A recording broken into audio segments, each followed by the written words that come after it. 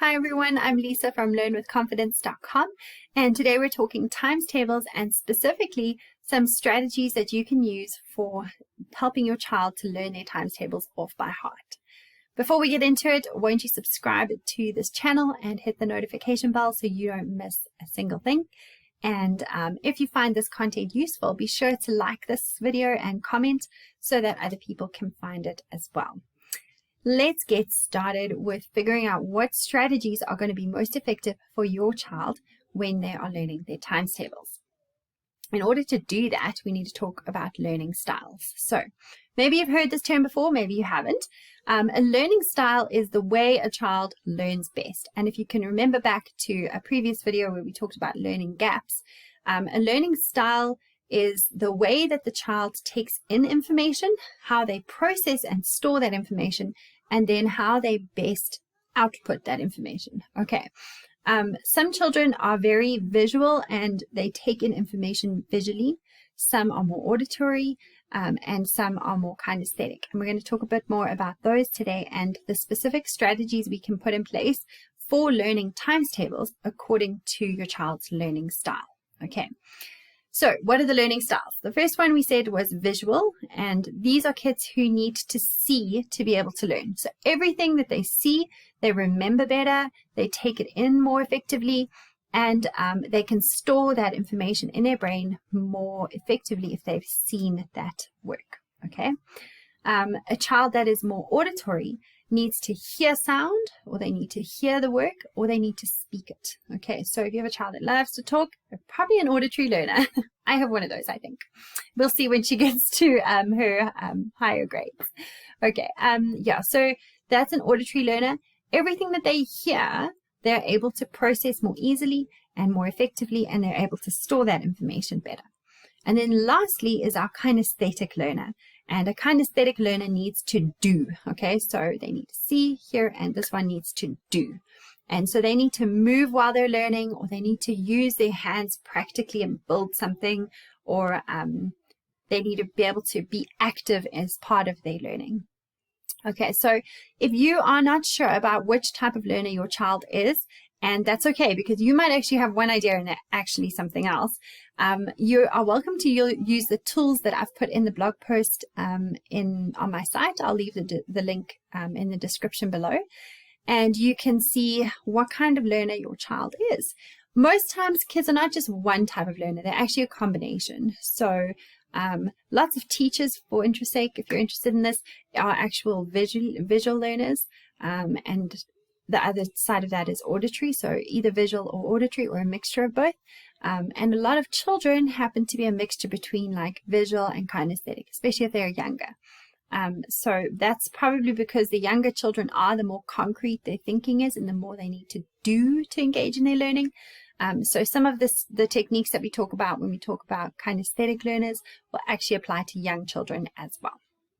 All right, so let's have a look. First, let's talk about our visual learner who needs to see. So here are some techniques that you can use. You can use lists and tables. I know they seem really boring, but for a visual learner, that is a very effective way to learn. Just to list out the times tables and to get them to write down the answers. Okay, sometimes a table in the form of like having 1 to 12 at the top and 1 to 12 down the side, and they can fill in the missing ones. That is quite effective as well. The second idea there is to use multiplication flowers or wheels. I have one for you that I'll show you. I can actually show you right now. Let's do that. Okay. So this is my times table wheel that you can get for free. I'll leave the link to download.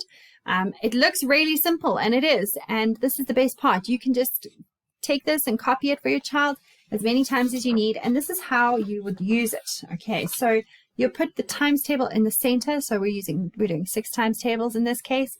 And then we put 1 to 12 in this center part of the wheel here.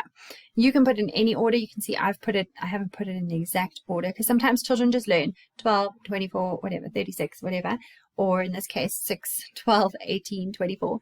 They learn that instead of 1 times 6 is 6. So you can muddle it up, or if they're learning them for the first time, you can put them in order. And then the child can solve. 6 times 12 is 72, 6 times 5 is 30, and so on. The other way you can do it is actually division. So you can say 42 divided by 6 will give you, and you let them write the answer there, 7. So it's a really nifty way to do things because you can do it both ways, and they can test the way that whatever they need to, their multiplication or their division. All right, so you can download that for free. I'll leave the link for you in the bottom description box as well. All right, so that's a multiplication wheel, or sometimes they draw it as a flower. You can use that as a tool. Some other ideas are flashcards. So I have a product that you can purchase there as well that are flashcards that you would have on the one side the sum, 6 times 3, and on the back you would have the answer, 18. And so there are lots of different activities. If you download that product, you'll see I have a list of activities that your child can do as well to make learning those times tables more fun. Okay, some other examples are practice worksheets and practice tests and drills. I think I'll leave this to the end. I'm going to show you another free resource I have for you. I'll leave it to the end to show you because I think it's quite cool, and it incorporates a few of these. And this would be one of the examples of practice worksheets and tests. All right, our second child that we talked about was the auditory child who needs to hear. So this is not my strength at all, auditory. I know some kids are amazing at it, and I see it in the classroom sometimes. They can come up with songs and raps just like off the top of their heads, and I'm like, I'll never do that as a child. So I'm way more of a visual person, as you may have seen. Okay, so some techniques that you can use with an auditory learner is to recite the times tables out loud. I know that seems really boring, but it's very effective. And if you do it while they're doing something else, like you'll see with the kinesthetic learner jumping on a trampoline or kicking a ball, saying it out loud while you do something else is quite fun. Okay, so that's our first one. There are a host of times table songs on YouTube that you can go and look at. I found one that I quite like that I linked to in the blog post, which you can go and check out as well. So they can just play that over and over and hear it and learn their times tables that way. They can join in and sing as well, because I think that video was quite cool. It had like the actual written out times table so they could see it as well. All right, and the last one I said there is to recite their times tables while they clap to a rhythm or while they play an instrument or something. That will help them to have the auditory stimulation they need while they're learning their times tables. Okay. The third learner we talked about is the kinesthetic learner, and this is the learner that needs to do and be active while they learn. So like I said, a lot of young kids will need this as well, and you can use these techniques just to make learning times tables so much more fun than just standing there and reciting it. All right, so the first one is to recite them while they're doing something else active, like kicking a ball against the wall, passing the ball between you and the child, or jumping on the trampoline. Those are some effective ways to stay active while they're reciting their times tables. Some other options is to get them up on their feet in front of a whiteboard, or you can even use the mirror in their bedroom and they can write out their times tables, or you could copy one of those times table wheels onto the mirror so that they're standing up while they're active, they're writing it down. Writing is a kinesthetic activity, so the more that they use that, that can also be really effective. All right, some other ones that I've got here on my list are to dance or do exercises to a times table song while the times table song is playing and they're reciting them with the song, to dance or to do exercise.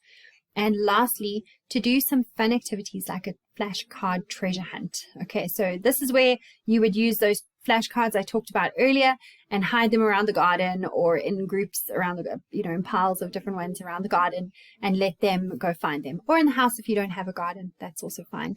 And they have to go find them and solve them, and when they've solved all of them, then they win a prize, or you can decide how you want to create the game and what rewards you want to give them. So that's something active, it's fun, but they're learning their times tables at the same time, which is totally what we want. We want our kids to have fun while they learn.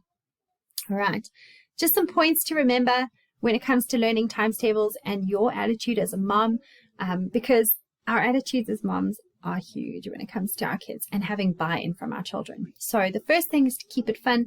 The more fun your children have, the more they're willing to learn things and they're willing to do things. I mean, if your child's having fun, you can pretty much get them to do anything. All right. The second one is to be positive. Okay, so this is where I'm talking about our attitude as parents. Sometimes it's like, oh, we have to do times tables again. Okay, but your child needs to try and be positive too. So the best thing they can have is a positive mom who's like, let's do this. Okay. And the last one is to practice every single day. So if they know that they're going to have to practice times tables, it's a lot easier than if you suddenly spring it on them. So just make it part of their routine. So as soon as they get home from school, they need to, change and eat something, jump on the trampoline for 5 minutes while you recite their times tables with them. It's just part of the day, but it's practice and it's going to be effective in helping them learn their times tables off by heart. Okay. So here's where I want to show you these two resources. I already showed you the times table wheel, okay, which you can get for free, and the link is below. And the second one I want to show you is a bit more substantial, but you're going to find that this is going to help your child get in a routine a bit when it comes to doing times tables, and I think you're going to see a difference over the week from when they start to when they end. This is the Time for Tables Challenge. So it's a 5-day challenge.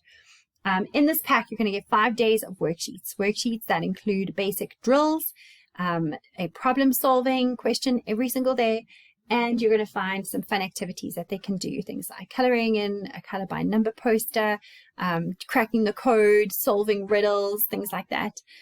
All of the messages inside are inspiring and encouraging, and I hope that your child will find this as something that will help them have fun while they're learning their times tables. So this is completely free, as is the times table wheel. In fact, I think I may have even put them together so you can download them at the same time. But I'll leave those links for you in the description below. Feel free to download it and then let me know how it goes. Send me an email or drop a comment in this video or the blog post and let me know if you can see some progress in your child over that week. Okay, our goal with this is to improve their accuracy and improve their speed. And when they have got those two things down and they know their times tables off by heart, you're going to see a huge improvement in how they do maths. So I'm looking forward to hearing from you about all the good things that are happening for your child through these resources.